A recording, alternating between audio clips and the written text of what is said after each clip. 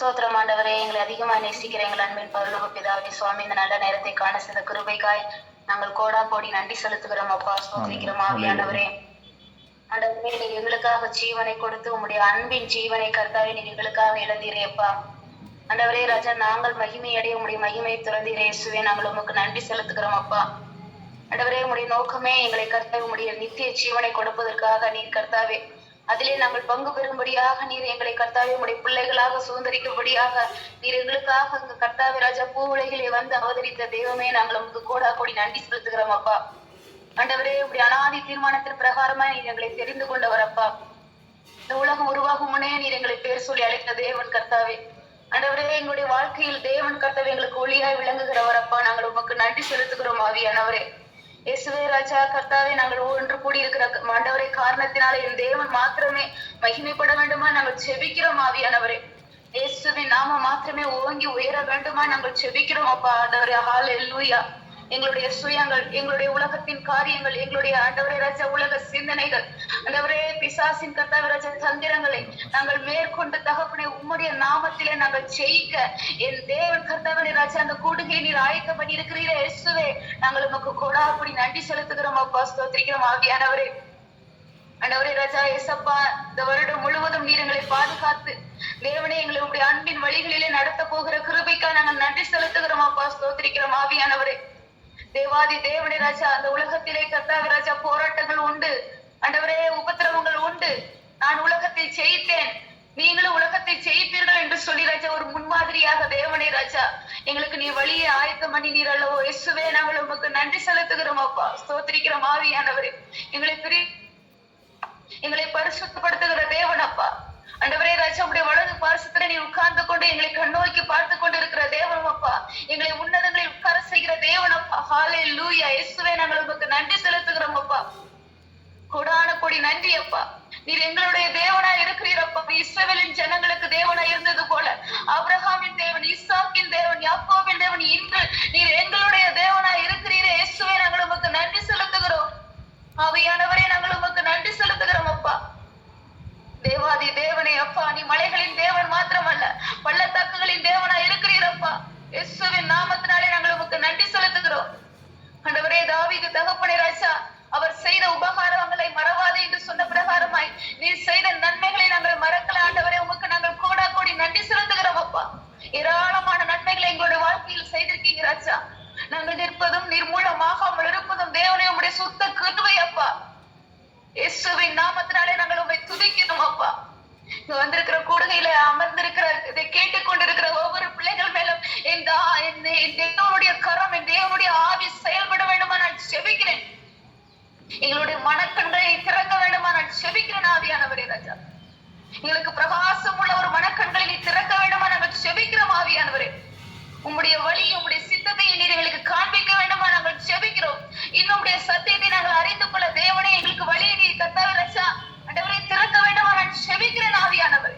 இன்னும் உமக்குள்ளாக போக உம்மாலே கர்த்தாவே நாங்கள் ஒரு சேனையை தாண்ட, உம்மாலே நாங்கள் ஒரு மதிலை தாண்ட நீ எங்களை எடுத்து பயன்படுத்த வேண்டுமா நாங்கள் செபிக்கிறோம் ஆவியானவரே. ஸ்தோத்திரிக்கிறோம் அப்பா. இந்த கூடுகளை தேவனுடைய மகிமை வெளிப்படுத்தும். இந்த கூடுகளை தேவனுடைய வல்லமை செயல்படுத்தும். இந்த கூடுகளை தேவனுடைய அபிஷேகம் இறங்கட்டும். என் தேவனுடைய ஆவியானவரின் கிரியைகள் நடைபெறட்டும் அப்பா. ஸ்தோத்திரிக்கிறோம் அப்பா.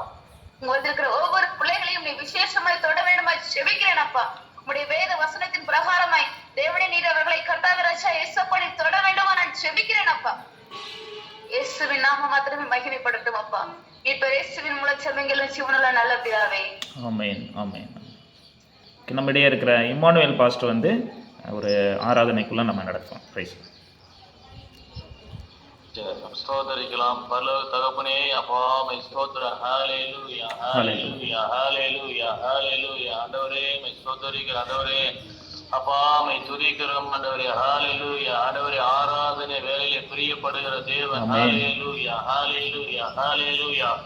இயேசுவே மை ஸ்தோத்திரம் ஸ்தோத்திரம் ஸ்தோத்திரம். ஆண்டவா இயேசு மறவா உன்னை ஒரு இமை பொழுதிலும் மறவா. இயேசு மறவா உன்னை உருவாக்கின தேவன் மறவார். ஆமென். மறவா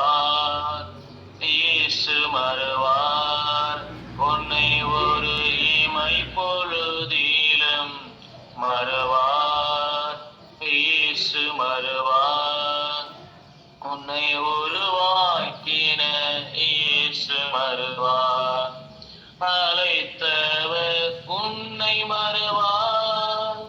அபிஷேகம் செய்தவர் மறுவார். ஆமென். அழைத்தவர் உன்னை மறுவார். அபிஷேகம் செய்தவர் மறுவார். மனிதனின் அன்பு நிலை மாறினாலும் மகிமையின் தேவன் உன்னை மறவார். மனிதனின் அன்பு நிலை மாறினாலும் மகிமையின் தேவன் உன்னை மறவார். மறவார் இயேசு மறவார். உன்னை ஒரு இமை பொழுதிலும் மறவார். இயேசு மறவார். உன்னை உருவாக்கின இயேசு மறவார். தரிசனம் தந்தவர் மறவார். தாங்கிய மறவார். தரிசனம் தந்தவர் மறவார். தாங்கிய நடத்தின மறவார்.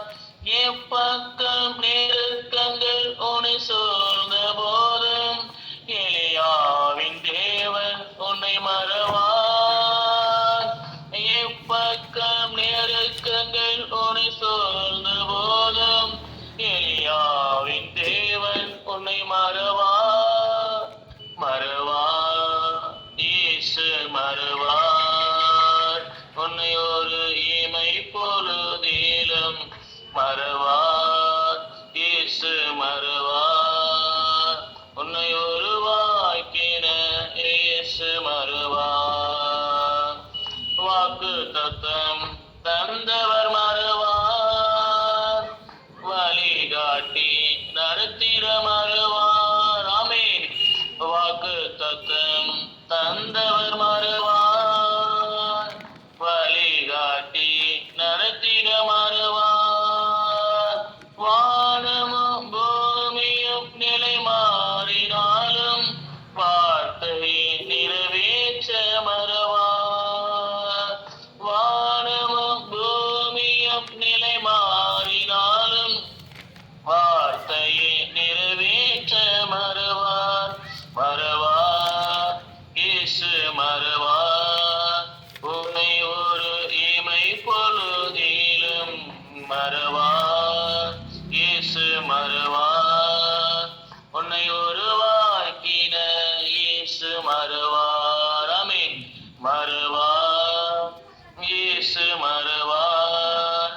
உன்னை உருவாக்கின தேவன் மறவார். பரலோக தகப்பனே, ஆண்டவரே அப்பா, என்னை உருவாக்கின தேவனீர் அல்லவா. ஆண்டவரே, வானமும் பூமி ஒளிந்து போகலாம். ஆண்டவரே, என் வார்த்தைகள் ஒரு நாள் ஒளிந்து போவதில் சொன்னீங்கள் அப்பா. ஆண்டவரே அப்பா, உன்னை யார் வேணாலும் மறந்து போகலாம், ஆனா நான் உன்னை மறக்க மாட்டேன் என்று சொன்னீங்கள் அப்பா. தாயின் கருவிலே உருவாகும் முன்னே அவனை தெரிந்து கொண்டே அவனை அறிந்தேன் என்று சொன்னீங்களே தகப்பனே. ஹல்லேலூயா. ஆமென் ஆமென் ராஜா. தாயின் தகப்பனுடைய கைவிடல், நான் உன்னை கைவிடாத தேவன் என்று சொன்னீங்களப்பா. ஒரு பொழுது ஆண்டவர், ஒரு நொடி பொழுது மறவாத தேவனை ஒருவர் உண்டு ஆண்டவர் அப்பா. ஆமென் அப்பா. ஆண்டவர், எந்த சூழ்நிலை, எந்த நெருக்கங்கள், எந்த பிரச்சனைகள், எந்த போராட்டங்கள் ஆண்டவரே, ஆண்டவரே அப்பா, எந்த சூழ்நிலை வந்தால் ஆண்டவரே அப்பா, ஆண்டவரே அப்பா, ஆண்டவரே எங்களை மறக்காத ஒரே தேவனில் ஒருவர் மாத்திரம் ஆண்டவரே. ஹல்லேலூயா. ஆமென் ஆமென் ராஜா. இயேசுவே உம்மை ஸ்தோத்திரிக்கிறோம் ஆண்டவரே. ஹல்லேலூயா. ஆண்டவரே, எங்களை வழி நடத்துகிற தேவன் ஆண்டவரே அப்பா. ஆண்டவரே, அழைத்தவர் உண்மையுள்ளவர் ஆண்டவரே அப்பா. ஆமென். அபிஷேகம் செய்தவர் உண்மையுள்ளவர் ஆண்டவரே அப்பா. மனிதன் அன்பு மாறி போகலாம் ஆண்டவரே, நம்முடைய அன்பு மாறாத என்று சொன்னீங்களப்பா. நீ நேற்று மீண்டும் மீண்டும் மாறாத தேவனா இருக்கிறீர் ஆண்டவரே. ஆண்டவரே, மக்கள் நன்றி செலுத்துறோம். கிருபைகளுக்காய் ஸ்தோத்திரம், இரக்கங்களுக்காய் ஸ்தோத்திரிக்கிறோம், நன்றி செலுத்துறோம். இயேசுவின் நாமத்தில் பிதாவே. ஆமென் ஆமென் ஆமென் ஆமென். Praise Lord. கர்த்தருடைய நாமம் மகிமைப்படுவதாக.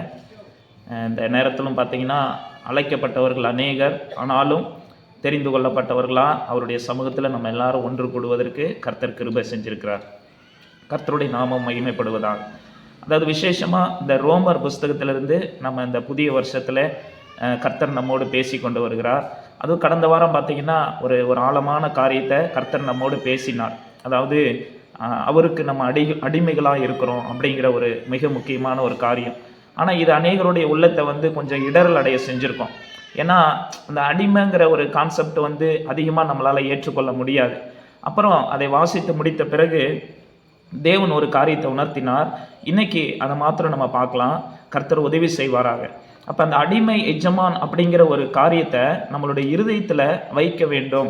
அந்த ஒரு உறவுக்குள்ளே நம்ம இருக்கணும்னு சொல்லி நம்ம அது இருதயம் சம்பந்தப்பட்டதுன்னு சொல்லி கர்த்தர் உணர்த்தினார். ஏன்னு கேட்டிங்கன்னா, தேவன் நம்மை அடிமைத்தனமாக நடத்துகிறவர் அல்ல. உலகத்தின் பார்வையில், மாம்சீகத்தின் பார்வையில் நம்மளை ஒரு அடிமையாக தேவன் நடத்துகிறவர் அல்ல. ஆனால் நம்மளுடைய இருதயம் அப்படி இருக்கணும்னு சொல்லி தேவன் விரும்புகிறார். ஏன் அப்படின்னு சொன்னால், எனக்கு ஒரு வசனத்தின் மூலமாக தேவன் உணர்த்தினார். வாசிக்கலாம். நீதிமொழிகள் 17ஆம் அதிகாரம் 2ஆம் வசனம். நீதிமொழிகள் 17ஆம் அதிகாரம் 2ஆம் வசனம்.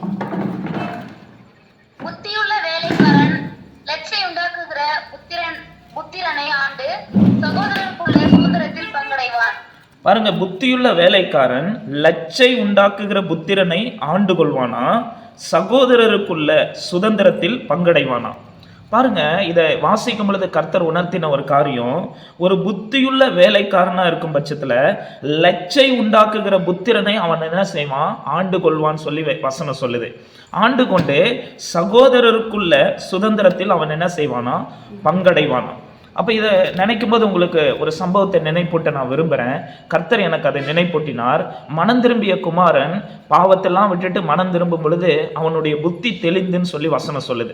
அவன் புத்தி தெளிந்து அவன் என்ன சொல்கிறான், ஆண்டவரே, நான் எழுந்து என் தகப்பனிடத்துக்கு போவேன், என் தகப்பன்கிட்ட நான் சொல்லுவேன், நான் உம்முடைய வேலைக்காரரில் ஒருவராக, உம்முடைய கூலிக்காரனில் ஒருவனாக நான் என்னை நீர் வைத்துக் கொள்ளும் என்று சொல்வேன். நான் உம்முடைய குமாரன் என்று சொல்லப்படுவதற்கு நான் பாத்திரன் அல்ல. நான் உம்முடைய குமாரனா இருந்து எவ்வளவு அநியாயங்களை நான் செஞ்சிருக்கிறேன், நான் உங்க குமாரனா இருந்து அந்த பெருமையில நான் போயிருக்கிறேன், ஆனா இப்பொழுது உடைய வேலைக்காரனாக என்னை நீர் வைத்துக் கொள்ளும் அப்படின்னு சொல்லி அவனுடைய இருதயம் ஒரு வேலைக்காரன் லெவலுக்கு தன்னை தாழ்த்துகிற ஒரு காரியம். அப்படின்னா என்ன சொல்ல வராம, ஆண்டவரே, நீர் எனக்கு என்ன செஞ்சாலும் பிரச்சனை இல்லை, நான் உங்களுக்கு எஜமான், நீர் எனக்கு எஜமான், நான் உங்களுக்கு ஒரு கூலிக்காரனா, ஒரு வேலைக்காரனா இனி நான் என்னை அர்ப்பணிக்கிறேன்னு சொல்லி அந்த மனம் திரும்பிய குமாரன் வந்து என்ன செய்யறான், ஒரு வேலைக்காரனா தன்னை அர்ப்பணிக்கிறான். பிரியமானவர்களே, ஆனா இன்னொருத்தன் பார்த்தீங்கன்னா கதவுக்கு வெளியே நின்றுட்டு இருக்கிறான். அவன் சொல்றான், நான் இனி உள்ள, அவன் வசனம் சொல்லுது, அவன் உள்ளே போக மனதில்லாமல் அப்படின்னு சொல்லுது. வெளியே ஒருத்தன், இன்னொரு சகோதரன், அவன் உள்ளே போக மனதில்லாமல், எனக்கு நீங்க இதெல்லாம் செஞ்சீங்களா, அவனை எதுக்கு உள்ள விட்டீங்க, அவன் எவ்வளவு பாவம் செஞ்சிருக்கிறான், அவனை எதுக்கு நீங்க வந்து வீட்டுக்குள்ள விட்டீங்கன்னு சொல்லிட்டு வீட்டுக்குள்ள ஒருத்தன் போயிட்டான். ஆனா இன்னொருத்தன் வீட்டுக்கு வெளியவே இருக்கிறான். அப்ப நான் யோசித்தேன், வீட்டுக்கு வெளியே இருக்கிறவன் அந்த கூலிக்காரனுடைய இருதயத்தை பெறவில்லை. பிரியமானவர்களே, எஜமானா கர்த்தரை பார்க்கல, அவனை தான் உதாரணமா கர்த்தர் சொல்றாரு. பாவிகள் இவங்களோட நான் சேர்ந்திருக்கிற காரியத்தை குறித்து, அவர்களை ஏற்றுக்கொள்கிற காரியத்தை குறித்து, பரிசேயர்கள் சதிசேயர்களை குறித்து தான் அந்த ஓமையை ஆண்டவர் பேசுறாரு. அப்போ அவங்கெல்லாம் இதை ஏற்றுக்கொள்ள மாட்டாங்க. ஆனால் நாங்கள் தேவனுடைய பிள்ளைகள் என்று சொல்லுகிறார்கள். ஆனால் தேவன் செய்கிற காரியத்துக்கு தேவனை ஒரு எஜமானனாக அவர்கள் ஏற்றுக்கொள்ளலைங்கிறத தான் அந்த இடத்துல முக்கியமாக கர்த்தர் சொல்ல வர்றாரு. இன்னைக்கு யோசிச்சு பாருங்க, உங்களோட இருதயமும் என்னோட இருதயமும் எப்படி இருக்கிறது? அந்த வெளியே நிற்கிற மகன் போல், கதவுக்கு வெளியே நிற்கிற மகன் மாதிரி இருக்குதா?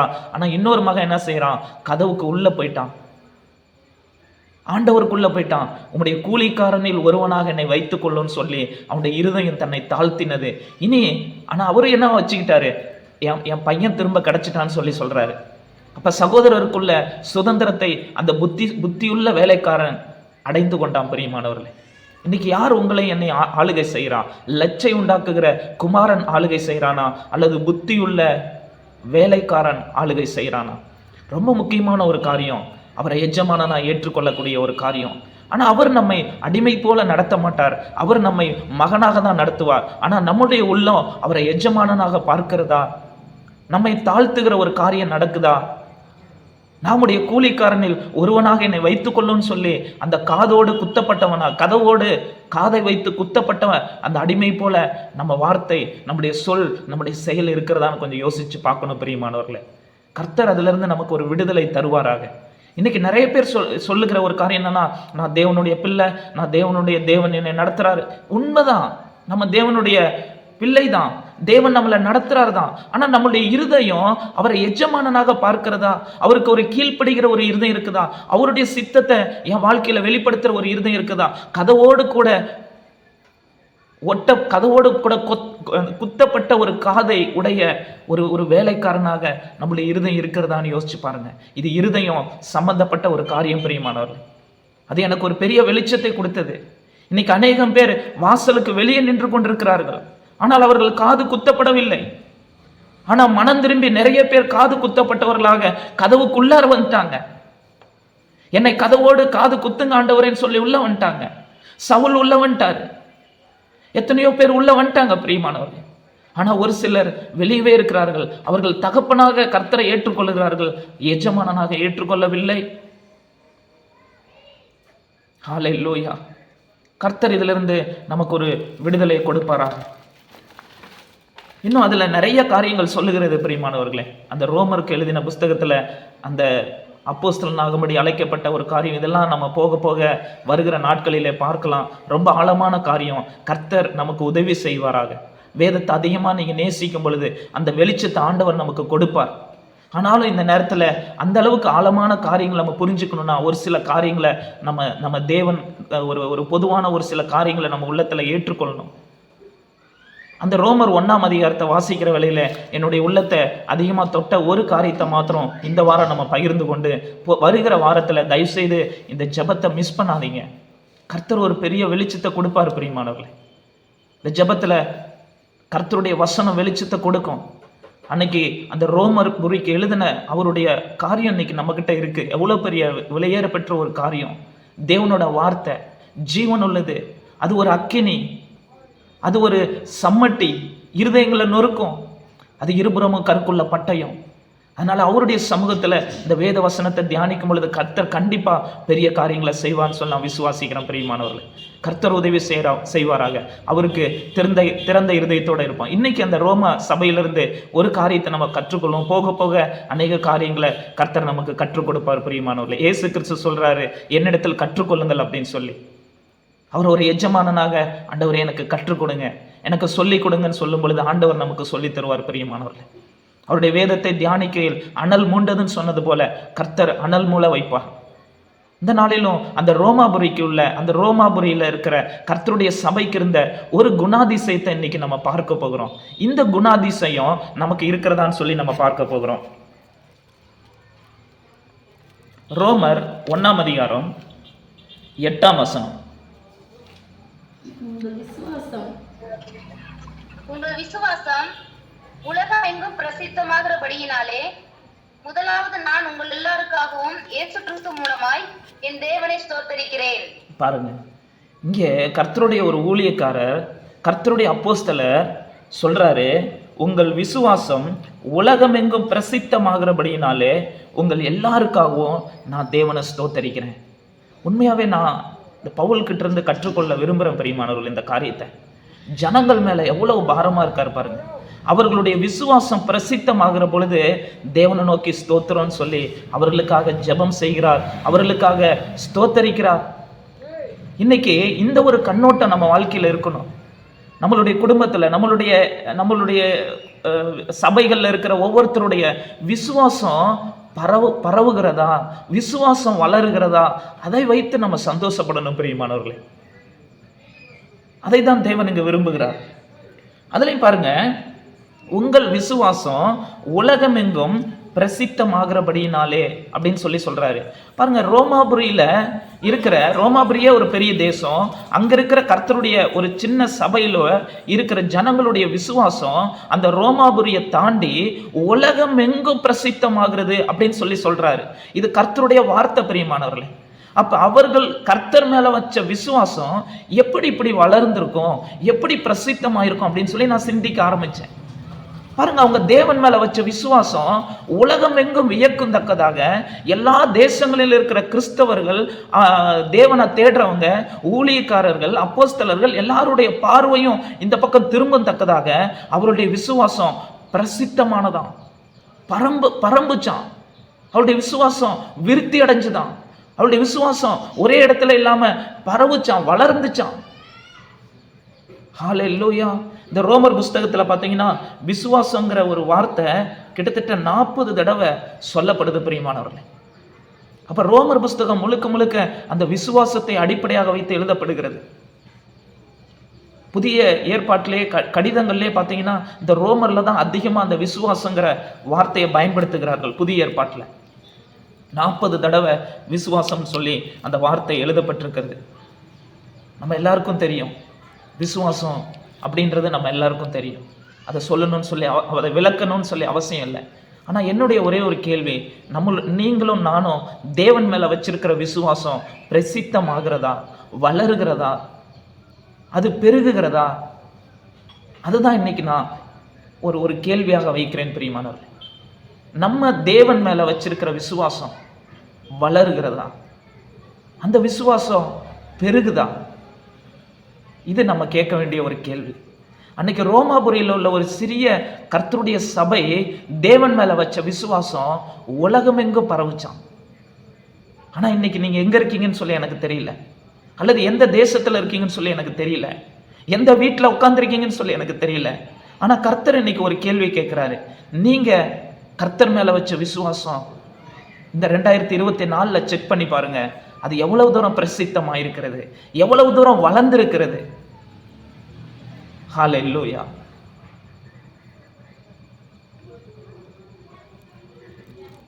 கர்த்தர் உதவி செய்வாராங்க.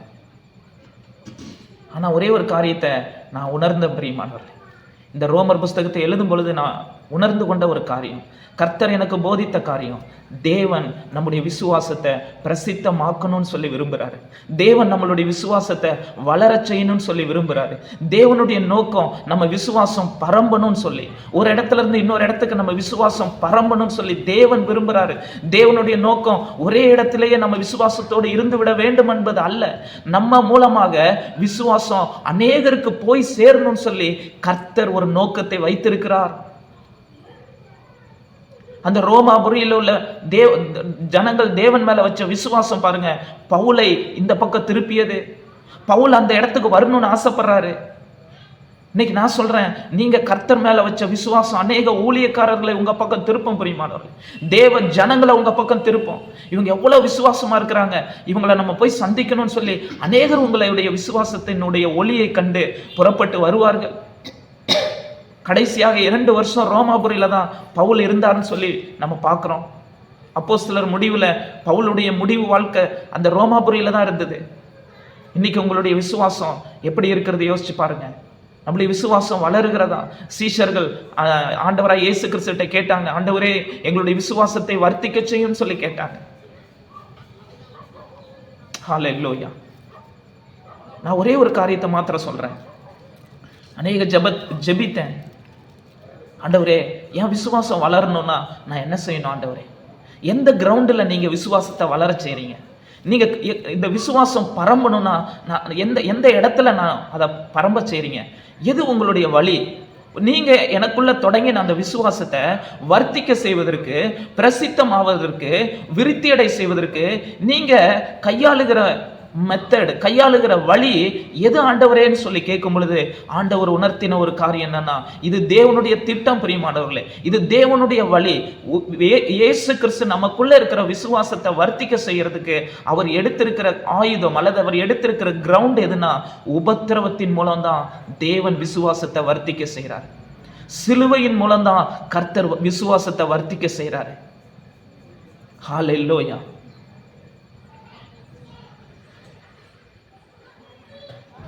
நான் ஒன்று சொல்கிறேன், உங்களுடைய விசுவாசமோ என் விசுவாசமோ எதில் கர்த்தர் தொடங்கினாருன்னு சொல்லி நினைக்கிறீங்க? சிலுவையின் மூலம்தான் கர்த்தர் தொடங்கியிருப்பார். ஹல்லேலூயா. நான் சின்ன வயசுலேருந்து அதிகமாக தேவன் மேலே எனக்கு பாசம் வந்ததுக்கு காரணமே, தேவன் மேலே ஒரு விசுவாசம் வந்ததுக்கு காரணமே ஏசப்பாவுடைய அந்த சிலுவையை பார்த்து தான். ஆனால் அந்த சிலுவையின் மூலம்தான் அந்த விசுவாசத்தை கர்த்தர் என்ன செய்கிறாரு? பரவ செய்கிறார். சிலுவையின் மூலம்தான் நம்ம தேவன் மேலே வச்ச விசுவாசம் பரவும் பிரியமானவர்கள். கர்த்தர் உதவி செய்வாராக. நான் உங்களுக்கு ஒரே ஒரு சின்ன ஒரு உதாரணத்தை நான் சொல்றேன் பிரியமானவர்கள். ஹல்லேலூயா. நான் ஒரு மீட்டிங் போனேன். அந்த மீட்டிங்கில் போகும்போது பார்த்தீங்கன்னா கிட்டத்தட்ட ஒரு 3-4 மணி நேரம் உள்ள ஒரு மீட்டிங்கு. அந்த மீட்டிங்கில் வந்து பார்த்தீங்கன்னு சொன்னால் ஒரு நிமிஷம் அது கீழே இருங்க ஒரு ப்ரேயரு கீழே உட்காந்துருங்க, கீழே இருங்க, ப்ரேயர் முடிச்சிட்டேன்.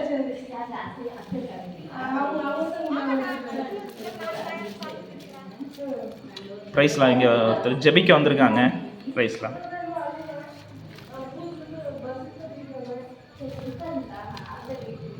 அப்போ நல்லா கவனிங்க.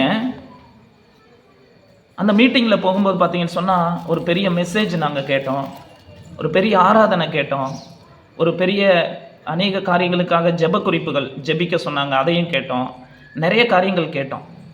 ஆனால் கடைசியாக அநேகர் சாட்சி சொன்னாங்க. அநேகர் சாட்சி சொல்லும் பொழுது கடைசியாக ஒரே ஒரு அம்மா வந்து பார்த்தீங்கன்னு சொன்னால் ஒரு 5 நிமிஷம் மாத்திரம் ஒரு சாட்சி சொன்னாங்க. அந்த 5 நிமிஷம் சாட்சி எல்லாருடைய இருதயத்தையும் அதிர செய்தது பிரியமானவர். இன்னைக்கு வரையும் அந்த இடத்துல உள்ள செய்தியை மறந்து போனோம், அந்த இடத்துல உள்ள ஆராதனையை மறந்துட்டோம், அந்த இடத்துல பாடின பாடல்கள் மறந்துட்டோம். ஆனால் அந்த அம்மா ஒரு 5 நிமிஷம் பேசின அந்த சாட்சி இருக்குது பார்த்தீங்களா, அந்த சாட்சியில் அவங்க சொன்ன வார்த்தைகள் என்னென்னா, நான் இயேசுவை ஏற்றுக்கொண்டு எனக்கு எவ்வளோ உபத்திரம் வந்தது, எவ்வளோ கஷ்டம் வந்தது, என் குடும்பத்தில் பிரச்சனை வந்தது, மாமியார் பிரச்சனை வந்தது, புருஷன் பிரச்சனை வந்தது, ஆனாலும் என் இயேசு என்னை கைவிடலை, என் இயேசு என்னை நடத்துகிறாரு. எங்களுக்கு வீடு இல்லை, ஆனாலும் எனக்கு எப்படியாவது ஏசப்பா ஒரு வீடு கொடுப்பாங்கன்னு சொல்லி நான் விசுவாசமாக இருக்கிறேன். நான் ஏசப்பாவை கைவிட மாட்டேன். இன்னைக்கு வரையும் ஏசப்பா எங்களை நடத்திட்டு வராரு. உடனே சொல்கிறாங்க, கையில் ஒரு சின்ன குழந்தை வச்சுருந்தாங்க. கடந்த ஒரு 2 வாரத்துக்கு முன்னாடி இந்த பையனுக்கு ரொம்ப உடம்பு சரியில்லாமல் போயிடுச்சு. ஆனாலும் ஏசப்பாட்ட நாங்கள் ஜெபம் பண்ணேன், ஏசப்பா மேலே நம்பிக்கையாக இருந்தேன். அவங்க சொல்லுகிற வார்த்தையெல்லாம் பார்த்தீங்கன்னா அவ்வளோ உபத்திரவத்தின் காரியங்கள், அவ்வளோ பிரச்சனையின் காரியங்கள். ஆனாலும் அவங்க வாயில் வார்த்தை வருது, ஏசப்பாவை நான் கைவிட மாட்டேன், ஏசப்பாவை விட்டு நான் விலக மாட்டேன், அவரை நான் சின்ன வயசுலேருந்து ஏற்றிருக்கிறேன், அவர் என்னை இன்னைக்கு வரையும் காத்துட்டு வர்றாரு. கண்டிப்பாக இந்த காரியம்லாம் என் ஏசப்பாவுக்கு தெரியும். ஏசப்பா எனக்கு நன்மையானதை செய்வாங்க, எங்கள் மாமியார் கண்ணில் தயவு கிடைக்க செய்வாங்க, என் புருஷன் கண்ணில் தயவு கிடைக்க செய்வாங்க. இப்போ புருஷன் கொஞ்சம் கொஞ்சமாக நான் ஏசப்பா கிட்ட வர்றதை அனுமதிக்கிறாரு. ஆரம்பத்தில் அனுமதிக்காமல் இருந்தார். நான் ஜெபம் பண்ணேன். உண்மையாகவே அந்த 5 நிமிஷம் அவங்க சொன்ன சாட்சி ஃபுல்லாக அவங்க உபத்திரவத்தை பற்றி தான் பேசினாங்க. அவங்க வருகிற ஏசப்பாவை ஏற்றுக்கொண்டதுனால அவங்க படுகிற அந்த பாடுகள், உபத்திரவம், அதன் மத்தியில் அவங்க விசுவாசத்தை அறிக்கை செய்கிற காரியம் சொல்லும் பொழுது எல்லாருடைய கண்களும் பார்த்தீங்கன்னா கலங்கியது பிரியமானவர். அப்போ யோசித்தேன், அவங்க காண்கிற உபத்திரவத்தின் மத்தியில், காண்கிற அந்த பிரச்சனைகள் மத்தியில் காணாத தேவனை எந்த அளவுக்கு விசுவாசித்து அறிக்கை செய்தாங்க தெரியுங்களா? அந்த விசுவாசம் எல்லாருடைய உள்ளத்திலும் பற்றி எரிந்தது பிரியமானவர்கள். என்னையவே வெட்கப்பட வைத்தது. ஒரு சின்ன சின்ன பிரச்சனைக்கு இப்படி சோர்ந்து போறியே, அந்த அம்மா எவ்வளோ விசுவாசமா இருக்கிறாங்க, எவ்வளோ இழப்புகள் மத்தியில், எவ்வளோ பிரச்சனைகள் மத்தியில் தேவனை விசுவாசிக்கிறாங்க. ஆனால் ஜஸ்டின், அந்த விசுவாசம் உங்ககிட்ட இருக்குதான்னு சொல்லி ஆண்டவர் அன்னைக்கு என்னை கேட்டார் பிரியமானவர்களே. ஹல்லேலூயா. அப்ப விசுவாசத்தை தேவன் வர்த்திக்க செய்யறாருன்னா, ஒரு விசுவாசம் இன்னொரு விசுவாசத்துக்குள்ள, இன்னொருத்தருக்குள்ள ஒரு அக்கினியை பரவ செய்யணும்னா அது உபத்திரவத்தின் பாதையில தான் பிரியமானவர்கள். அந்த உபத்திரவத்தின் பாதையை தான் கர்த்தர் தெரிந்து கொள்றார் நம்மளுடைய விசுவாசத்தை வர்த்திக்க செய்வதற்கு. ஹல்லேலூயா.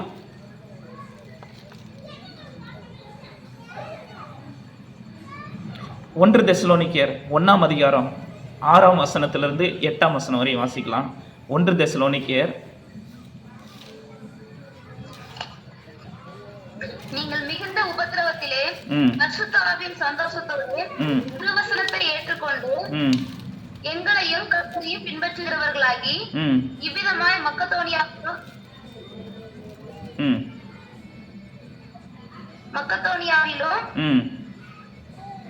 ஆகாயாவிலும் உள்ள விசுவாசிகள் யாவருக்கும் மாதிரிகள் ஆனீர்கள். இங்கேயும் தெசலோனிக்கே ஓகே ஓகே ஓகே இங்கே தெசலோனிக்கே பட்டணத்தில் இருக்கிற சபையை குறித்து சொல்றாரு. நீங்க மிகுந்த உபத்திரவத்திலே நீங்க விசுவாசத்தில் இருக்கிற காரியத்தை பார்த்து எல்லா சபைகளுக்கும் மாதிரிகளானீர்கள், முன்மாதிரிகளாக மாறிட்டீங்க. மக்கதோனியா அந்த மாதிரி அது இதில் சொல்லப்பட்ட மாதிரியே உங்களுடைய விசுவாசம், அந்த உபத்திரவத்தில் நீங்கள் காட்டின விசுவாசம் பரவுச்சு. மற்ற எல்லா சபையும் அதை நோக்கி பார்த்தாங்க. உங்களோட விசுவாசம் பரவுச்சு. ஹல்லேலூயா. இன்னொரு காரியத்தை கூட வாசிக்கலாம் பிரியமானவர்களே. சங்கீதம் 84வது அதிகாரம் 6ஆம் வசனம் 7ஆம் வசனம். சங்கீதம் 84 6 7. அழுகையின் பள்ளத்தாக்கை உருவ நடந்து அதை நீரூற்றாக்கி கொள்ளுகிறார்கள். மலையும் குளங்களை நிரப்பும். அவர்கள் பலத்தின் மேல் பலம் அடைந்து சீயோனிலே தேவ சந்நிதியில் வந்து காணப்படுவார்கள். ஹல்லேலூயா. அப்ப பாருங்க, அழுகையின் பள்ளத்தாக்கை உருவ நடந்து வல்லமையின் மேல் வல்லமை அடைகிறார்களாம், மகிமையின் மேல் மகிமை அடைகிறார்களாம். சீயோனிலே அவர்கள் வந்து காணப்படுவார்கள் சொல்லி வசனம் சொல்லுது. இன்னைக்கு தேவன் நம்மளுடைய விசுவாசத்தை ஏன் வர்த்திக்க செய்யல தெரியுங்களா பிரியமானவர்களே? நம்ம அந்த உபத்திரவத்தின் பாதையில் என்ன செய்யல, போகல. ஒருவேளை அந்த உபத்திரவத்தின் பாதையில் போகும் பொழுது சத்துரு சொல்றான், உன்னோட வாழ்க்கை முடிஞ்சிருச்சு பாரு, உன் தேவன் எங்க உன்னை கொண்டு வந்திருக்கிறாருன்னு பாரு. உன் தேவன் உன்னை அவ்வளவுதான், நீ எகிப்திலேயே இருந்திருக்கலாமே, அங்க உனக்கு எல்லா காரியமும் நல்லா இருந்தது. இயேசுவை அறியாத போது உலகம் உனக்கு எவ்வளவு காரியங்களை கொடுத்துச்சு. ஆனா இயேசுவை அறிந்த பிறகு நீ இந்த வனாந்தரத்துல பாரு, உன்னை போஷிக்க யாரும் இல்லை, நீ விரும்பின காரியம் உனக்கு நடக்க மாட்டேங்குது, நீ விரும்பின காடை உனக்கு கிடைக்கல. எவ்வளவு வேதனையான ஒரு இடம் பார்த்தியான்னு சத்துரு அவர்களை சோதிக்கிறான். ஆனா அந்த வனாந்தரமான பாதை தான் தேவன் மேல வைக்கிற விசுவாசம் என்பதை இஸ்ரவேல் ஜனங்கள் அறியாமல் இருந்தார்கள். அதனால்தான் ஆண்டவர் சொன்னாரு, இன்று அவருடைய சத்தத்தை கேட்பீர்களாகில் உங்கள் இருதயத்தை கடினப்படுத்தாதிருங்கள். அவிசுவாசத்தினாலே அவர்களை வனாந்தரத்தில் அவர் கொன்று போட்டாருன்னு வசனம் சொல்லுது பிரியமானவர்கள்.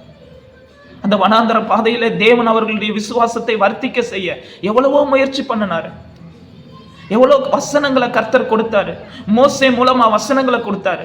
ஆனாலும் அந்த வனாந்தர பாதை, ஒரு பிரச்சனை, ஒரு உபத்திரவம், ஒரு கஷ்டம் வரும் பொழுது அவர்கள் விசுவாசத்தை காட்ட தவறிவிட்டார்கள். அதனால அவருடைய விசுவாசம் பரவல பிரியமானவர்களே. நான் எப்பயும் வாசிக்கிறது உண்டு, விசுவாச பட்டியல் அப்படின்னு சொல்லி எபிரேயர்ல சொல்லப்படுவது. ஆபிரகாம்ல இருந்து விசுவாச பட்டியல் வந்து கொண்டே இருக்கும். ஆனா அந்த செங்கடலை இரண்டா பிளந்ததுக்கு பிறகு அவர்கள் கிட்டத்தட்ட அந்த 40 வருஷம் அந்த அலைந்தாங்கல்ல, அதுல அந்த விசுவாச பட்டியல்ல அந்த இஸ்ரவேல் ஜனங்களுடைய பிரயாணம் வராது பிரியமானவர்கள். ஏன்னா அது அவிசுவாச பட்டியல்னு ஒரு பட்டியல் தயார் பண்ணுனா அந்த பட்டியல்ல வந்து நிற்கும். அந்த வனாந்தர பாதையில இருக்கிற காரியத்தை தேவன் அந்த விசுவாச பட்டியல்ல கொண்டு வர மாட்டார். ஹல்லேலூயா. அப்ப பாருங்க, உபத்திரவத்தின் வழியாக, பிரச்சனைகள் மூலம் நம்ம விசுவாசம் வர்த்திக்க செய்யப்படுகிறது. சிலுவை பாதையில தான் நம்ம விசுவாசம் வர்த்திக்க செய்யும்.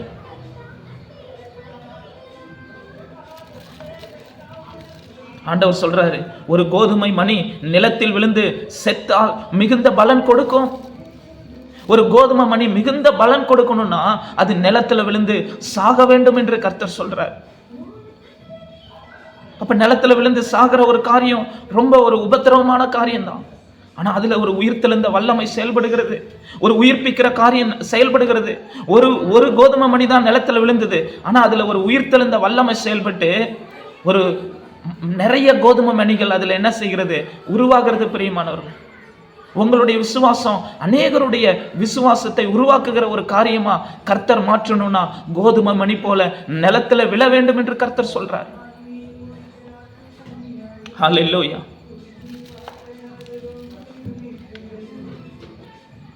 எபிரேயர் 5ஆம் அதிகாரம் 7ஆம் வசனம் மட்டும் வாசிக்கலாமா? எபிரேயர் 5ஆம் அதிகாரம் 7ஆம் வசனம். அவர் மாம்சத்தில் இருந்த நாட்களில் நம்மை மரணத்தினின்று ரட்சிக்க வல்லமையுள்ளவரை நோக்கி பலத்த சத்தத்தோடும் கண்ணீரோடும் விண்ணப்பம் பண்ணி வேண்டுதல் செய்து நமக்கு உண்டான பயபக்தி நிமித்தம் கேட்கப்பட்டு, தமக்கு உண்டான பயபக்தி நிமித்தம் கேட்கப்பட்டுன்னு சொல்லி வசனம் சொல்லுது. பாருங்க, அந்த உபத்திரவத்துல போகும் பொழுது இயேசு கண்ணீரோட விண்ணப்பம் பண்ணாராம். அவருடைய விண்ணப்பத்தை பிதாவாகிய தேவன் கேட்டார் என்று வசனம் சொல்லுது. மாம்சத்தில் இருந்த நாட்களில் இயேசு அந்த உபத்திரவத்தின் பாதையில போகும்போது, கஷ்டத்தின் பாதையில போகும்போது அவர் கண்ணீரோட விண்ணப்பம் பண்ணாராம். அந்த விண்ணப்பத்தை பிதாவாகிய தேவன் கேட்டார் என்று வேதம் சொல்லி இருக்குது. நல்லா கவனிங்க. அந்த உபத்திரவத்தின் பாதையில போகிற பொழுது இயேசு கிறிஸ்துனுடைய ஜெபம் கேட்கப்பட்டதுன்னு சொல்லி வசனம் சொல்லு. நான் ஏன்னு சொல்கிறேன், நம்ம உபத்திரவத்தின் பாதையில் போகும்போது நம்ம ஜெபம் ஆண்டவர் உடனே கேட்பார் பிரியமானவர்களே. ஆனால் இயேசு கிறிஸ்துவுக்கு எங்கே அந்த கேட்டாருன்னு சொல்லி நம்ம நினைக்கலாம். அவர் தான் சிலுவையில் அரைஞ்சிட்டாங்களே, எங்கே அவருடைய ஜெபம் கேட்கப்பட்டுச்சுன்னு சொல்லி நம்ம நினைக்கலாம்.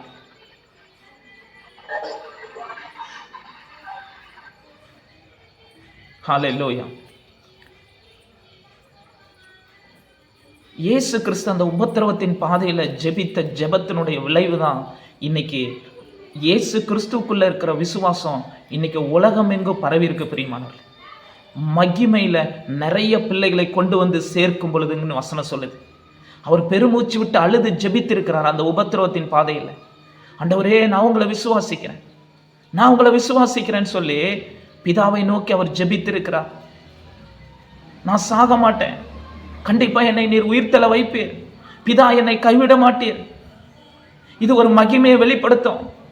இந்த சிலுவை பாதை அநேக ஜனங்களை எனக்கு கொண்டு வந்து சேர்க்கும், அநேக பிள்ளைகளை மகிமையில் கொண்டு வந்து சேர்க்கும் என்று அவர் விண்ணப்பம் பண்ணினார். இயேசு கிறிஸ்து அந்த உபத்திரவத்தின் பாதையில பெருமூச்சு விட்டு கண்ணீரோடு ஜெபித்த ஜெபத்துக்கு பிதாவாகிய தேவன் இன்னைக்கு பதில் கொடுத்ததுனாலதான் நீங்களும் நானும் இந்த ஜெபத்துல உட்கார்ந்துருக்கோம் பிரியமானவர்களே. ஹல்லேலூயா. எவ்வளவு முக்கியமான ஒரு காரியம். இன்னைக்கு அநேகர் ரட்சிக்கப்படுவதற்கு காரணம் என்ன? இயேசு அந்த உபத்திரவத்தின் பாதையில கண்ணீரோடு பிதாவிடத்துல ஜெபித்த ஜெபத்தை பிதாவாகிய தேவன் கேட்டார். அநேக ஜனங்களை அவருக்கு சொந்தமாக கொடுத்தார், அநேக ஜாதிகளை அவருக்கு சுதந்திரமாக பிதாவாகிய தேவன் கொடுத்திருக்கிறார் பிரியமானவர்களே. ஹல்லேலூயா.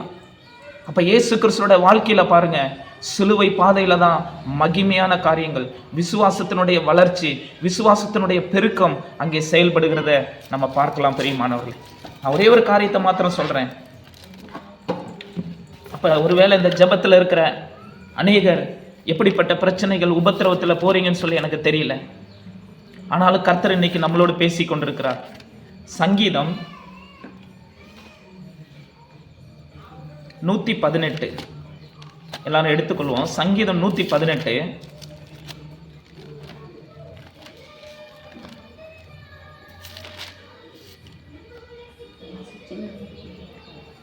சங்கீதம் 118 பார்த்தீங்கன்னா கிட்டத்தட்ட அந்த 118 பேக்ரவுண்டு வந்து நான் வாசித்தேன். அது எங்கே எழுதப்பட்டது அப்படின்னு சொன்னால், பாபிலோன் தேசத்தில் அடிமைகளாக இருந்தவர்கள், ஒரு நெருக்கத்தில் இருந்தவங்க, அந்த பாபிலோன் தேசத்தில் ஒரு அடிமைத்தனத்தில் இருந்தவங்க விடுதலையாகி முத கர்த்தருடைய அந்த பண்டிகையை கொண்டாடுகிற வேளையில் அவரை துதித்து பாடுகிற ஒரு சங்கீதம் பிரியமானவர்கள்.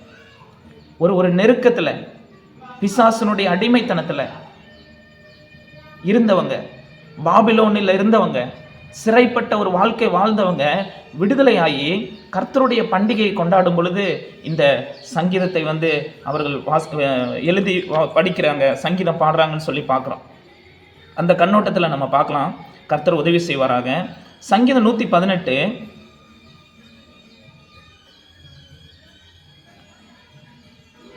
5ஆம் வசனம் பாருங்க. நெருக்கத்திலிருந்து கர்த்தரை நோக்கி கூப்பிட்டேன், கர்த்தர் என்னை கேட்டருளி விசாலத்திலே வைத்தார். ஒரு நெருக்கம்னா ஒரு லிமிட்டேஷன். அப்போ தேவன் அந்த நெருக்கத்தில் இருக்கும் பொழுது நம்மளுடைய கூப்பிடுதலை கர்த்தர் கேட்டு ஒரு விசாலத்தில், ஒரு என்லார்ஜ்மெண்ட், ஒரு ஒரு ஒரு பரவ செய்கிற ஒரு காரியம், விஸ்தாரமாகிற காரியத்தை கர்த்தர் வந்து அங்கே செய்கிறார் பிரியமானவர்களே. அப்போ அவருடைய விசுவாசம் எந்த இடத்துல விஸ்தாரம் ஆகுதுன்னா, அவங்க அந்த நெருக்கத்தில் இருக்கிற நாட்களில் தான் அவங்க விசுவாசிக்கிறாங்க. பாபிலோன் தேசத்தில் அவங்க விசுவாசிக்கிறாங்க. வசனம் சொல்லுது, 17ஆம் வசனம், நான் சாகாமல் பிழைத்திருந்து கர்த்தருடைய செய்கைகளை விவரிப்பேன். கர்த்தர் என்னை வெகுவாய் தண்டித்தும் என்னை சாவுக்கு ஒப்பு கொடுக்கவில்லை. இந்நீதியின் வாசல்களை திறவுங்கள், நான் அவைகளுக்குள் பிரவேசித்து கர்த்தரை துதிப்பேன். கர்த்தரின் வாசல் இதுவே, நீதிமான்கள் இதற்குள் பிரவேசிப்பார்கள். நீர் எனக்கு செவி கொடுத்து எனக்கு இரட்சிப்பாய் இருந்தபடியால் நான் உம்மை துதிப்பேன். ஹல்லேலூயா. வீடு கட்டுகிறவர்கள் ஆகாதென்று தள்ளின கல்லே மூளைக்கு தலைக்கல்லாயிற்று, அது கர்த்தராலே ஆயிற்று, அது நம்முடைய கண்களுக்கு ஆச்சரியமாயிருக்கிறது. இது கர்த்தர் உண்டு பண்ணின நாள், இதிலே களி கூர்ந்து மகிழ கடவோம். இது கர்த்தர் உண்டு பண்ணின நாள். இவங்களுக்கு தெரியும் அந்த நெருக்கத்தில் இருந்த நாட்களில், அந்த உபத்திரவத்தில் இருந்த நாட்களில், அந்த அடிமைத்தனத்தில் இருந்த நாட்களிலே எங்களை கர்த்தர் விடுவிக்க மாட்டாரா? விடுவித்து உம்முடைய தேசத்துக்கு நாங்கள் வரமாட்டோமா? நாங்கள் குறுகி போய் கிடக்கிறோமே, இப்படி எங்களுடைய விசுவாசம் குறுகி போய் கிடக்குதே, உம்முடைய ஜனங்கள் இப்படி கிடக்கிறோமே, ஆண்டவரே நாங்கள் சாவக்கூடாது, நாங்கள் சாகாமல் பிழைத்திருந்து உம்முடைய கிரியைகளை நாங்கள் அறிவிப்போம், உம்முடைய வல்லமையான காரியங்களை நாங்கள் செயல்படுத்துவோம்னு சொல்லி அவங்க சொல்லிட்டு இந்த இடத்துக்கு வர்றாங்க. அந்த விடுதலைக்குள்ள வர்றாங்க. விடுதலைக்குள்ள வரும்பொழுது அவங்க சொல்றாங்க, அவருடைய கிருபை, அவர் நல்லவர், எங்களை சாவுக்கு அவர் ஒப்பு கொடுக்கவில்லை, எங்களை விடுதலையாக்கி ஆண்டவர் இங்க கொண்டு வந்த நாளை சொல்றாங்க. இந்த நாளை ஒரு மனுஷன் உண்டாக்கவில்லை, இந்த நாளை ஒரு மனுஷனுடைய பலம் அந்த இடத்துல கொண்டு வரல. இந்த நாள் கர்த்தர் உண்டு பண்ணின நாள், மனுஷன் உண்டு பண்ணின நாள் அல்ல. இந்த நாள் கர்த்தர் உண்டு பண்ணின நாள். அந்த உபத்திரவத்தில் இருக்கும் பொழுது யாரும் எங்களை விடுவிக்கவில்லை. ஆனால் கர்த்தருடைய கரம் எங்கள் மேல இறங்கினது, கர்த்தர் எங்களை விடுவித்தார்.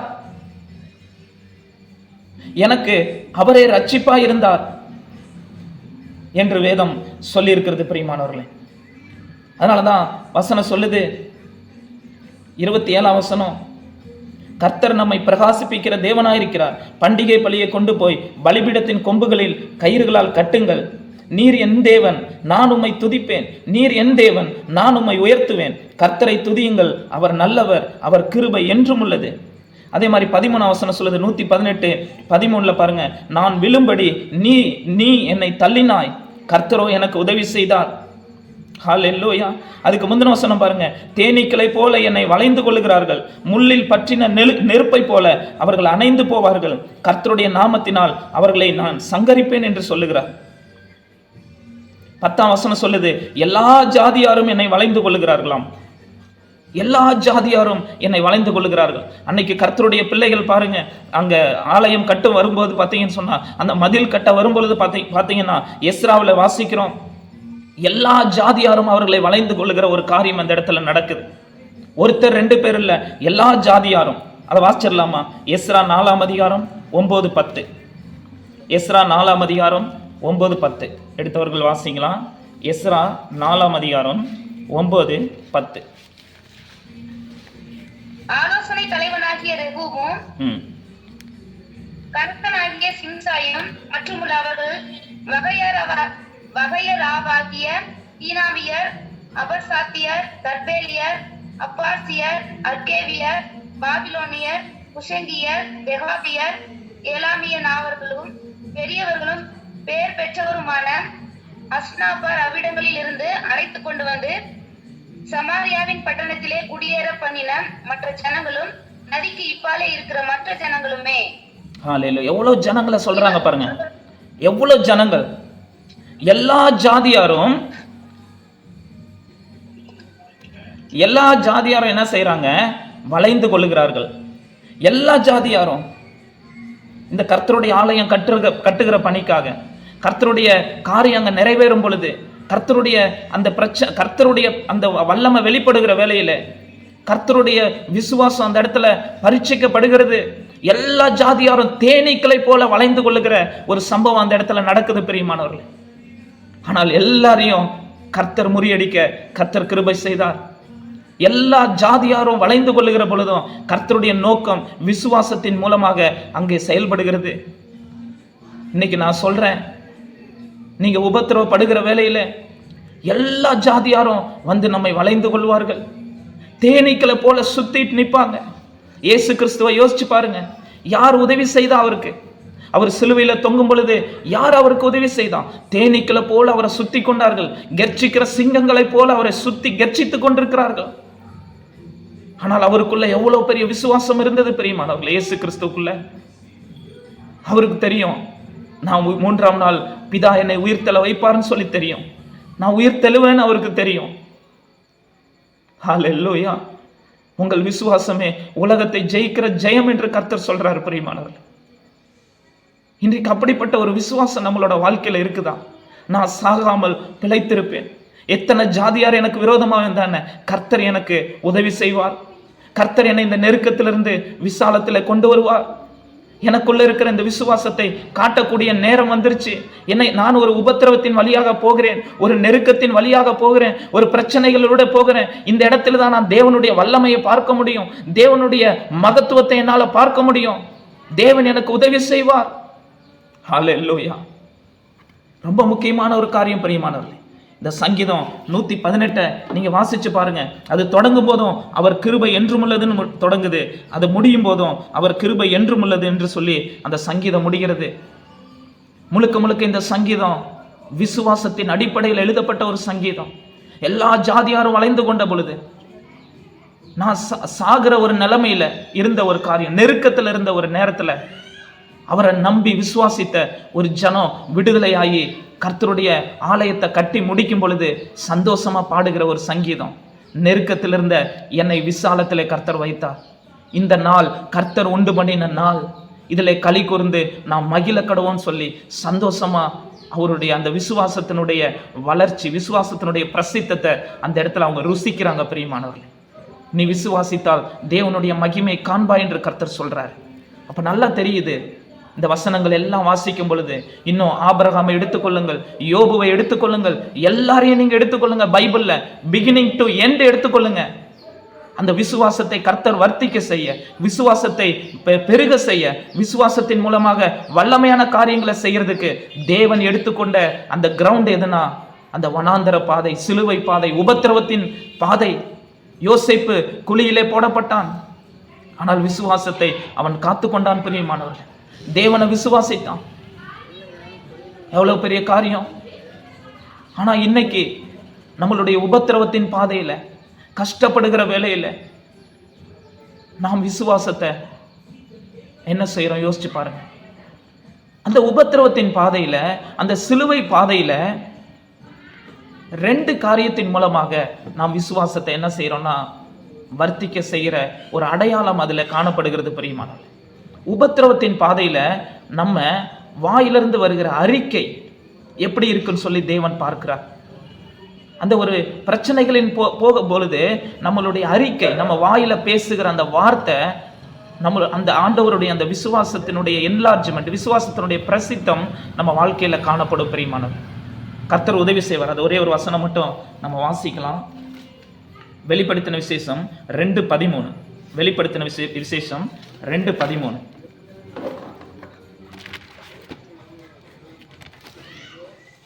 அந்த 7 குத்து விளக்குகளின் மத்தியிலே நிலையை தரித்து மார்பருகே பொற்கச்சை கட்டியிருந்த மனுஷகுமாரனுக்கு. வெளிப்படுத்தின விசேஷம் 2:13. உன் கிரியைகளையும் சாத்தானுடைய சிங்காசனம் இருக்கிற இடத்தில் நீ குடியிருக்கிறதையும் நீ என் நாமத்தை பற்றி கொண்டிருக்கிறதையும் சாத்தான் குடிக்கொண்டிருக்கிற இடத்திலே உங்களுக்குள்ளே எனக்கு உண்மையுள்ள சாட்சியான அந்திப்பா என்பவன் கொல்லப்பட்ட நாட்களிலும் என்னை பற்றி விசுவாசத்தை நீ மறுதலியாமல் இருந்ததையும் அறிந்திருக்கிறேன். பாருங்க, இந்த இடத்துல கர்த்தர் அந்த பெர்கமு சபையை குறித்து சொல்றார். வெளிப்படுத்தின விசேஷத்துல முழுக்க முழுக்க விசுவாசத்தை அறிக்கை செய்ய முடியாத ஒரு சூழ்நிலை.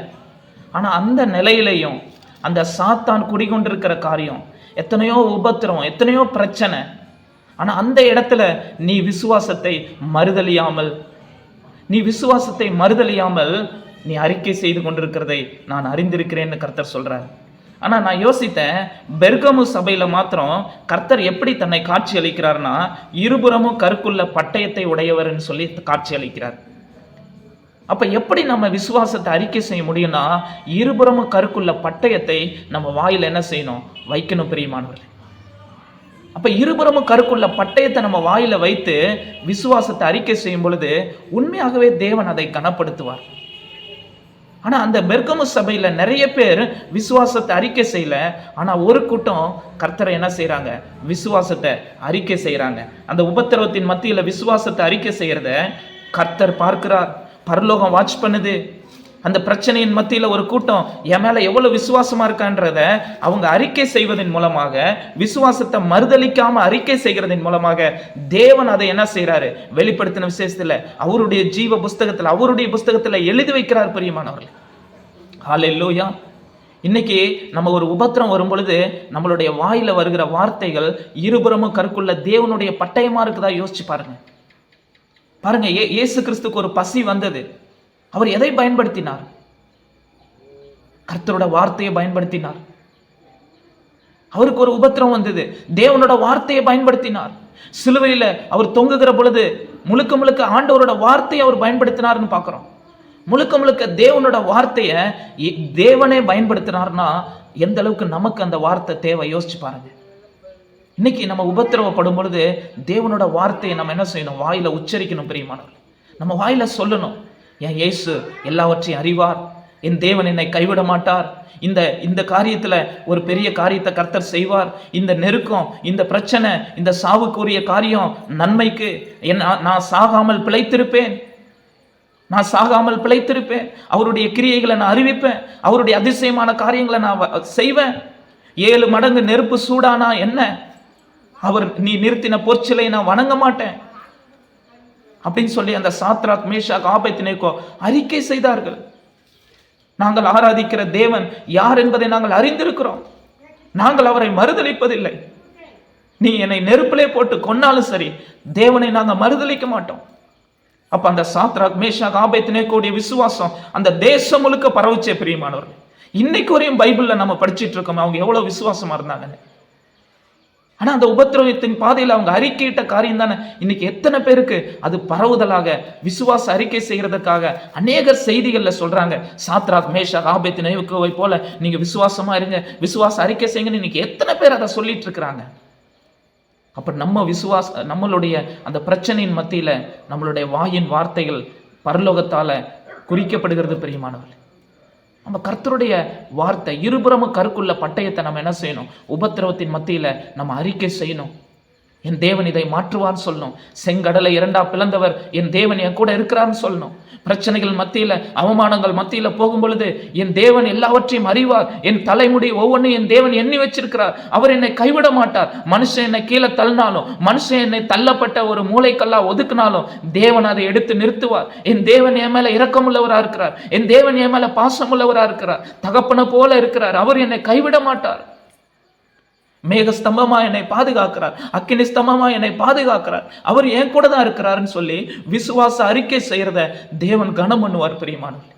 அப்ப அந்த உபத்திரவத்தின் பாதையில நம்மளுடைய அறிக்கை, நம்மளுடைய விசுவாச அறிக்கை எப்படி இருக்குன்னு சொல்லி தேவன் பார்க்கிறார்.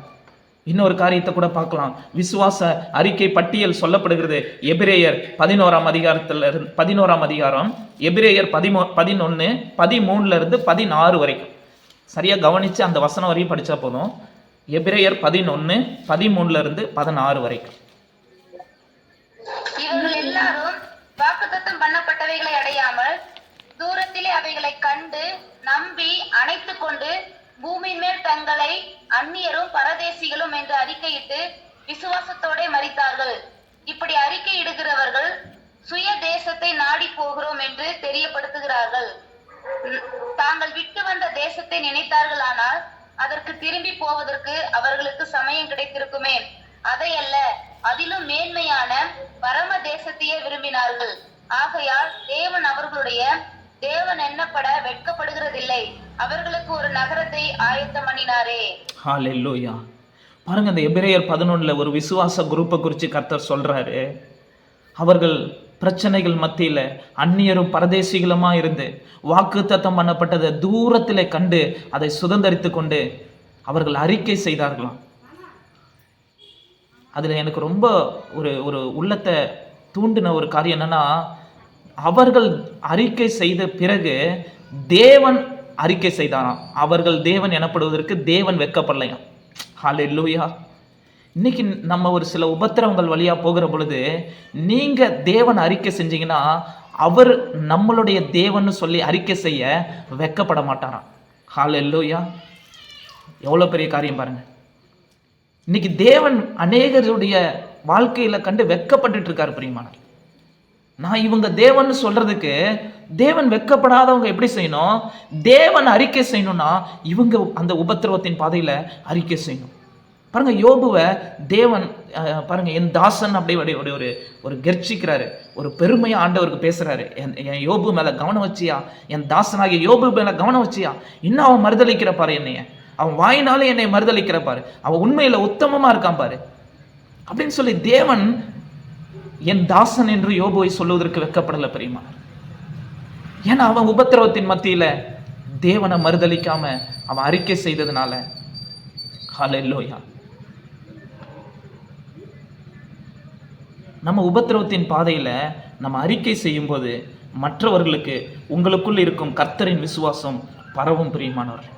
அந்த உபத்திரவத்தின் பாதையில வருகிற சோதனையின் நேரத்துல நம்ம தேவன் மேல வச்ச விசுவாசத்தை அறிக்கை செய்யும் போது அநேகருக்கு அந்த விசுவாசம் என்ன செய்யும்னா பரவும் பிரியமானவர். அந்த ரோமாபுரியில் உள்ள ஒரு சிறிய சபையினுடைய விசுவாசம், தெசலோனிக்கே பட்டணத்தில் உள்ள சபையினுடைய விசுவாசம் எல்லா இடங்களிலும் பரவனதுக்கு மெயின் காரணம் அந்த உபத்திரவத்திலையும் அவர்கள் மறுதலியாமல் கர்த்தரை என்ன செய்தார்கள்? அறிக்கை செய்தார்கள் பிரியமானவர். ஹல்லேலூயா. கர்த்தர் உதவி செய்வார். இன்னைக்கு நான் சொல்ற ஒரே ஒரு காரியத்தை உங்க உள்ளத்திலையும் என் உள்ளத்திலையும் கர்த்தர் எழுதுவாரா? நாம் ஒரு உபத்திரவத்தின் பாதையில பிரச்சனையின் மத்தியில போகும் பொழுது நாம் தேவனை அறிக்கை செய்யலைன்னா, தேவனை நம்ம சார்ந்து இருக்கிற காரியத்தை நம்ம வாயினால சொல்லலைன்னா, தேவன் என்னுடைய தேவன் என்று சொல்வதற்கு அவர் வெட்கப்படுகிற ஒரு நாட்கள் உண்டாகும் பிரியமானவர். அந்த நாட்கள் எவ்வளவு கஷ்டமா இருக்கும் யோசிச்சு பாருங்க. ஹல்லேலூயா. ரெண்டாவது ஒரு காரியத்தை மாத்திரம் நான் சொல்லிட்டு ஜெபிக்கலாம் பிரியமானவர். முதலாவது நான் சொன்னேன், அந்த ரோமாபுரியில் உள்ள ஜனங்களுடைய விசுவாசம் உலகம் எங்கும் பரம்புச்சு பிரசித்தமாயிற்றுன்னு சொல்லி வாசிக்கிறோம். தெசலோனிக்கே பட்டணத்தில் உள்ள விசுவாசம் உலகம் எங்கும் பிரசித்தமாயிற்று. மக்கதோனியா எல்லா தேசங்களிலும் பிரசித்தமாயிற்று. இப்போ தேவன் விசுவாசத்தை வர்த்திக்க செய்கிற ஒரு காரியம் உபத்திரவத்தின் மத்தியில். அந்த ரோம் ராஜா என்ன பண்ணிடுவானா, ஒரு சில கிறிஸ்தவர்களெல்லாம் அவங்கவுங்க தேசத்துக்கு போங்கன்னு சொல்லி ஒரு உபத்திரவத்தை கொடுத்துருவானா, ஒரு பிரச்சனையை கொடுத்துருவானா. நீங்களாம் இருக்கக்கூடாது, யூதர்கள்லாம் யூத தேசத்துக்கு போங்கன்னு சொல்லிடுவாங்களாம். அப்போ தான் அந்த அக்கில்லா பிரிஸ்கில்லாலாம் அவங்க ஒரு உபத்திரவத்தை சந்திக்கிறாங்கன்னு சொல்லி அதில் நம்ம படிக்கலாம். அப்போ அநேக உபத்திரவங்களை ரோமில் இருக்கிற சபையும் சந்திக்கிறாங்க. ஆனால் இதன் மத்தியில் அவருடைய விசுவாசத்தை அவங்க என்ன செய்கிறாங்கன்னா காத்துக்கொள்கிறாங்க பிரியமானவர். அவருடைய விசுவாசம் உலகமெங்கும் என்ன செய்கிறது? பிரசித்தமாகிறது. அப்போ நான் சொன்னேன், இந்த விசுவாசத்தை வர்த்திக்க செய்ய தேவன் எடுத்திருக்கிற ஒரு காரியம் உபத்திரவத்தின் வழியாக, பிரச்சனைகள் மத்தியில், வனாந்தரத்தின் மத்தியில் கர்த்தர் நம்மளுடைய விசுவாசத்தை என்ன செய்கிறார்? வர்த்திக்க செய்கிறார். அப்போ அந்த உபத்திரவத்தின் பாதையில் இருக்கும் பொழுது நான் எப்படி கர்த்தருடைய விசுவாசத்தை வர்த்திக்க செய்கிறாரு, எப்படி என் விசுவாசம் பெருகும்னா, நம்முடைய வாயில் இருபுறமும் கருக்குள்ள கர்த்தருடைய வசனத்தை என்ன செய்யணும்? நம்ம சொல்லணும் பிரியமானவர். அதை அறிக்கை செய்யணும்.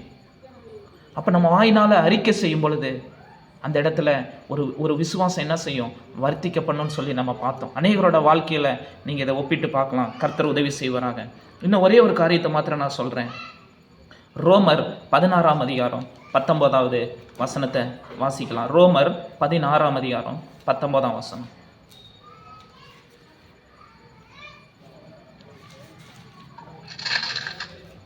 உங்கள் கீழ்ப்படிதல் யாவருக்கும் தெரிய வந்திருக்கிறது. ஆமென். போதும் ஆகையால் போதும் சந்தோஷப்படுகிறேன்.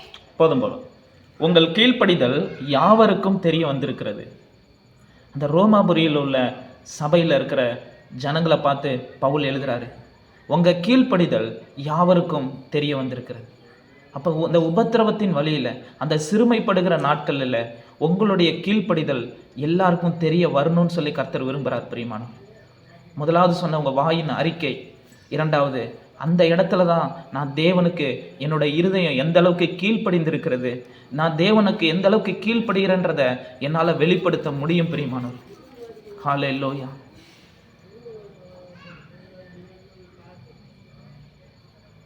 இயேசு கிறிஸ்து சிலுவையின் முடிவு பரியந்தம் கீழ்ப்படிந்தவராகின்னு சொல்லி வாசனத்தில் வாசிக்கும். அப்போ நம்மளுடைய கீழ்ப்படிதல் எல்லாருக்கும் தெரிய வந்திருக்கிறது. பவுலோட வாழ்க்கையை பாருங்க. பவுல் சொல்றாரு, போல்டா சொல்றாரு, என்னை பின்பற்றுங்கள். இயேசு சொல்றாரு, என்னை பின்பற்றுங்கள், ஃபாலோ மீ அப்படிங்கிறாங்க. பவுலும் சொன்னார், என்னை பின்பற்றுங்கள். இன்னைக்கு நான் உங்களை பார்த்து சொல்றேன், விசுவாசத்துக்கு ஒரு முன்மாதிரியா என்னை பின்பற்றுங்கன்னு உங்களாலே என்னாலேயும் சொல்ல முடியுமா பிரியமான? ஹல்லேலூயா. யோசிச்சு பாருங்க. அதான் ஒருத்தர் சொன்னார், ஒரு pastor, easy to speak but not easy to live. ஈஸியாக பேசிடலாம், ஆனால் வாழ்கிறது ஈஸி கிடையாதுன்னு சொல்லி சொன்னார். நம்ம ஈஸியாக டிஸ்கஷன் பண்ணிடலாம். சாத்ராக் மேஷாக் ஆபேத்நேகோ நெருப்பு முன்னாடி விட்டாலும் அவங்க வந்து மறுதளிக்கலான்னு சொல்லிடலாம். ஆனால் அதே நெருப்பை உங்கள் முன்னாடி என் முன்னாடி பற்ற வச்சா அந்த கீழ்ப்படிதல் வெளியே தெரியுமா பிரியமானவர்? கிரியை இல்லாத விசுவாசம் செத்ததுன்னு சொல்லி வேதத்தில் எழுதப்பட்டிருக்கிறது. தேவன் எந்த அளவுக்கு நமக்கு வெளிச்சத்தை கொடுக்குறாரோ அந்த வெளிச்சத்தில் நடக்கிற ஒரு காரியத்தை கர்த்தர் எதிர்பார்க்கிறார். அந்த ரோமாபுரியில் உள்ள ஜனங்களுடைய கீழ்ப்படிதல் எல்லாருக்கும் என்ன செய்தான் தெரிய வந்திருக்கிறது. அவர்கள் பெற்றுக்கொண்ட அந்த விசுவாசத்துக்கு அவங்க கீழ்ப்படிந்தாங்களாமா, செயலில் கொண்டு வந்தாங்க.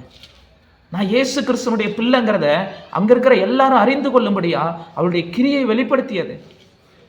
நான் நினைக்கிறேன், ஒருவேளை ரோமாபுரியில் வாலிப பிள்ளைகள் இருந்திருந்தாங்கன்னா, இவன் கிறிஸ்டின் பையன் இதை செய்ய மாட்டான், இவன் கிறிஸ்டின் பையன் ஆண்டவரை தேடுற பையன், ஆண்டவரை பின்பற்றுற பையன், இவனுடைய விசுவாசத்துக்கு இவன் கீழ்ப்படுகிற காரியத்தை நான் பார்க்குறேன், இவன் இந்த தவறான காரியத்தை செய்ய மாட்டான், இந்த உலகத்துக்குரிய காரியத்தை அவன் செய்ய மாட்டான், இவன் வேறு பிரிக்கப்பட்ட பையன் சொல்லி அந்த கீழ்ப்படிதல் எல்லாருக்கும் தெரிய வந்திருக்கும்னு சொல்லி நான் நினைக்கிறேன்.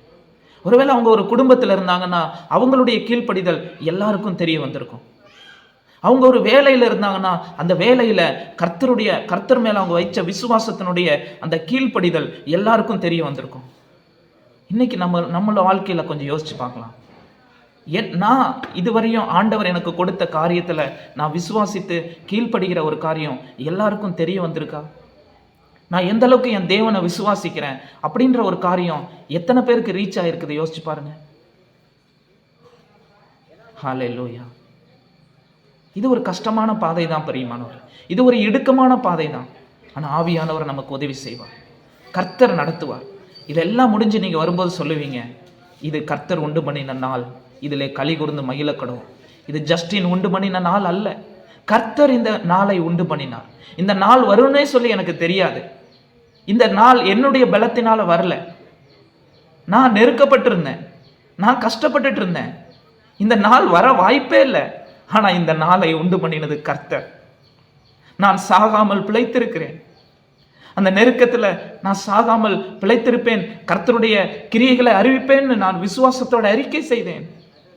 இந்த நாள் கர்த்தர் உண்டு பண்ணின நாள், அவருடைய கிருபை மேலானது.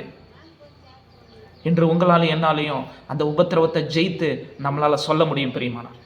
யோசிச்சு பாருங்க, சாத்ராக் மேஷாக் ஆபேத்நேகோ வெளியே வந்ததுக்கு பிறகு அவர்கிட்ட எல்லாரும் பேட்டி எடுத்திருக்காங்கன்னா, சாத்ராக் மேஷாக் ஆபேத்நேகோட்ட கேட்டிருந்தாங்கன்னா அவங்க என்ன சொல்லியிருப்பாங்க? இந்த நாள் கர்த்தர் உண்டு பண்ணின நாள், இந்த நாளை கர்த்தர் உண்டு பண்ணினார் என்று சொல்லியிருப்பாங்க.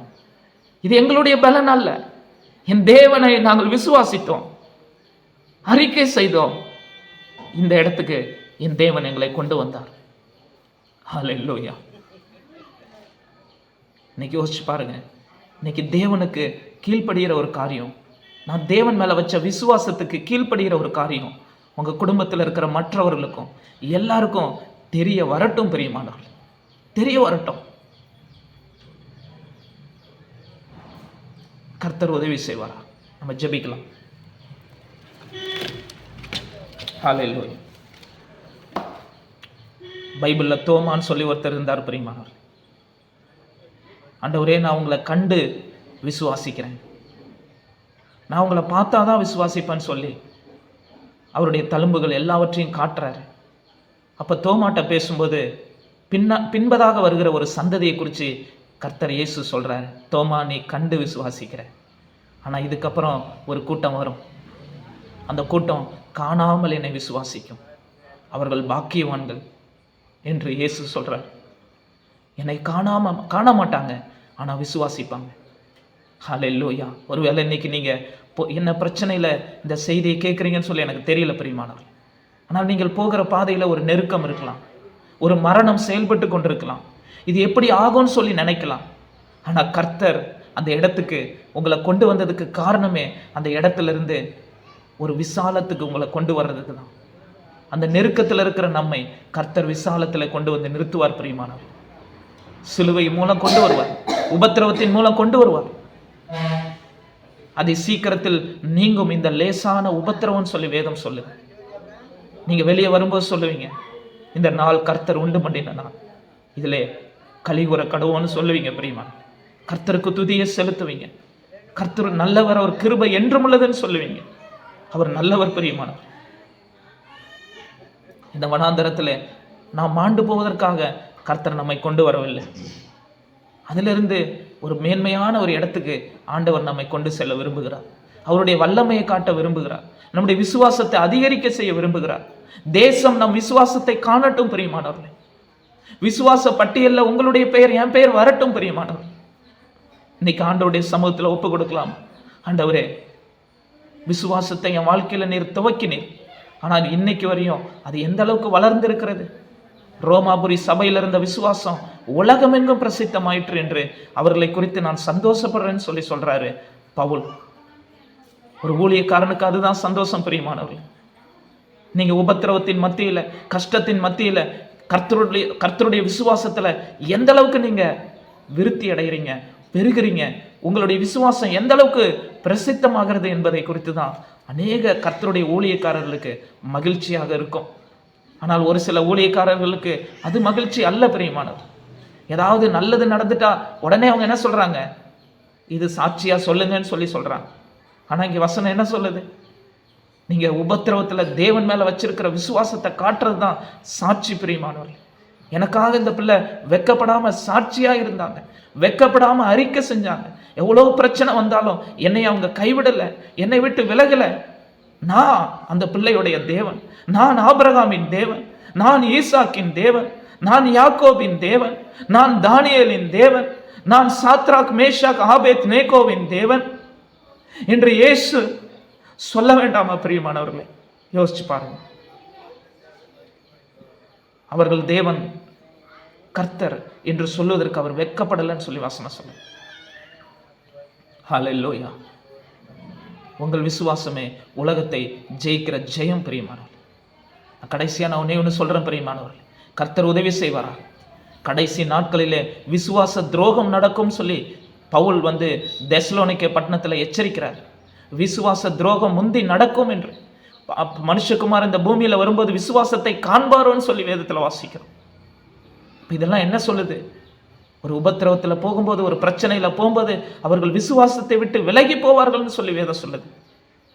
ஆனா அந்த உபத்திரவத்தின் மத்தியில, பிரச்சனைகள் மத்தியில நீங்க தேவன் மேல நம்ம எல்லாரும் வைக்கிற விசுவாசத்தை அறிக்கை செய்வதன் மூலமா அந்த இடத்துல மகிமையான காரியங்களை கர்த்தர் செய்வார் பிரியமான.